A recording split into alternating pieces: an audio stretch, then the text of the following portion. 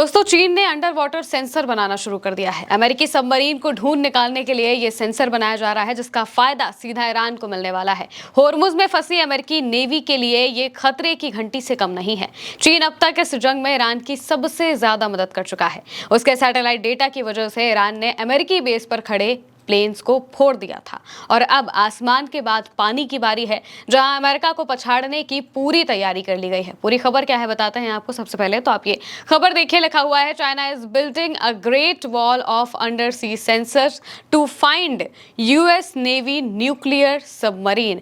America की परमाणु submarines, nuclear submarines को खोज निकालने के लिए चीन ये अपनी नई टेक्नोलॉजी बना रहा है, जिसके जरिए वो पानी के अंदर सेंसर्स एस्टैब्लिश करेगा, उनका पूरा नेटवर्क एस्टैब्लिश करेगा और अगर अमेरिका की न्यूक्लियर सबमरीन आसपास होंगी तो तुरंत इसका पता चल जाएगा। लिखा गया है रिपोर्ट में, रियर एडमिरल माइक ब्रूक्स ने बताया है कि Beijing great wall of undersea sensors बना रहा है, जिसमें हवा, सतह, समुद्र तल और पानी के नीचे के सिस्टम को एक नेटवर्क आर्किटेक्चर में जोड़ा जा रहा है। इसका मकसद अमेरिकी सबमरीन को ट्रैक करना और उन्हें विवादित पानी से बाहर निकालना है।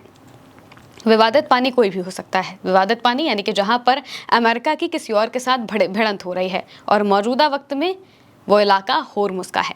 चीन का ब्लू ओशन इंफॉर्मेशन नेटवर्क समुद्र तल पर लगे सेंसर ग्रिड को ओशन स्टार क्लस्टर से मिली सैटेलाइट तस्वीरों, smart buoy web glider, autonomous underwater vehicle और deep blue brain data integration system के साथ जोड़ता है।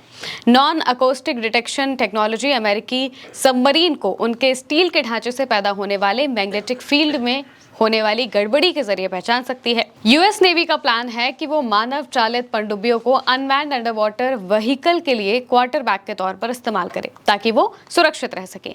अमेरिका अभी ईरान के साथ होर्मुज स्ट्रेट में फंसा हुआ है। चीन को लग रहा है कि ये अच्छा मौका है। जब अमेरिका का ध्यान मिडिल ईस्ट पर है, तब चीन अपने लिए समुद्र के नीचे जासूसी नेटवर्क तेजी से बना रहा है। इससे अमेरिका का ध्यान बटा हुआ है। ईरान ने होर्मुज बंद करके दिखा दिया कि एक छोटा सा स्ट्रेट भी पूरी दुनिया की तेल सप्लाई को ठप कर सकता है। चीन के लिए ऐसा ही स्ट्रेट मलक्का स्ट्रेट है। वहां से उसका 80% तेल गुजरता है। चीन सोच रहा है कि अगर कभी अमेरिका या फिर कोई और हम पर दबाव डाले तो हम भी समुद्र के नीचे सेंसर्स, माइंस और सबमरीन से जवाब दे सके। इसलिए वो इंडियन ओशन और पैसिफिक में बड़े पैमाने पर अंडर वाटर सेंसर्स लगा रहा है। चीन का पूरा प्रोजेक्ट ट्रांसपेरेंट ओशन मकसद से है, यानी कि समुद्र के अंदर कौन सी सबमरीन कहाँ लगी है, कितनी लगी है, किस दिशा में लगी है और किस देश की लगी है, ये सब कुछ सबको पता चलता रहे। मकसद यही है कि अमेरिका की बेहद खतरनाक सबमरीन्स को छिपने ना दिया जाए।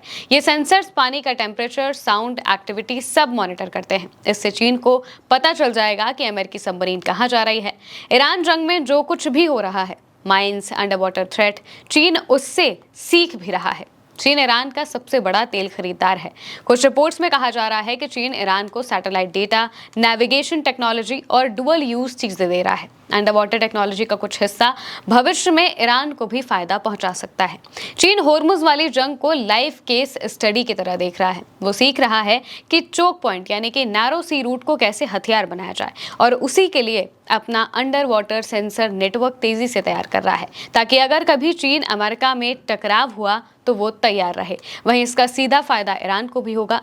वो इसलिए क्योंकि इतने लंबे वक्त की जब जंग हुई, करीब 40 दिनों की जंग हुई और उसके बाद जब धीरे धीरे करके रिपोर्ट सामने आने लगी नई, तब एक बात सबसे कॉमन यही सामने आ रही थी कि चीन ईरान की भरपूर मदद कर रहा है। चीन ने एयर डिफेंस सिस्टम्स भेजे, चीन ने केमिकल्स भेजे मिसाइल बनाने वाले, और चीन ने यहाँ तक कि सैटेलाइट्स का डेटा भी भेजा। वो डेटा जिसका इस्तेमाल करके ईरान ने अमेरिकी बेस पर मौजूद E-3 अवॉक्स प्लेन को उड़ा दिया था, और बिल्कुल प्रिसिजन के साथ। ये सब कुछ ईरान के सैटेलाइट डेटा से ही मुमकिन हो पाया था। अब यहाँ पर होर्मुज के इलाके में जब ये जंग बढ़ते हुए दिखाई दे रहे हैं, क्योंकि वहाँ पर अमेरिका के युद्धपोत 19 से ज़्यादा युद्धपोत तैनात हैं।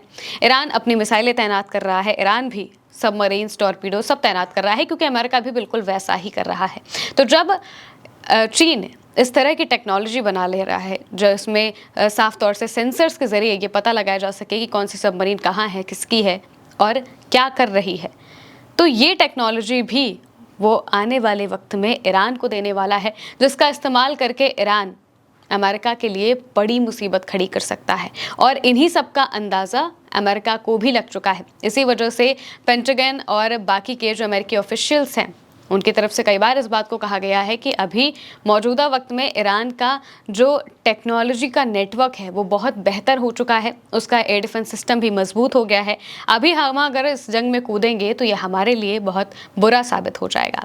इसी वजह से ये जो जंग है जिसमें बार बार कहा जा रहा है कि अमेरिका हमला कर सकता है, हमला कर सकता है, ये दिन ब दिन टलती ही जा रही है, क्योंकि अमेरिका को भी पता है कि अगर हमला किया तो ईरान के पास सचमुच ऐसी ऐसी मिसाइलें हैं, ऐसे ऐसे पैतरे हैं जिनके आगे अमेरिका टिक नहीं पाएगा, और खासकर ईरान के इलाके में तो बिल्कुल भी नहीं। फिलहाल के लिए मेरे अनिक महिमा के साथ इस खबर में इतना ही। आप देखते रहिए उल्टा चश्मा यूसुफ।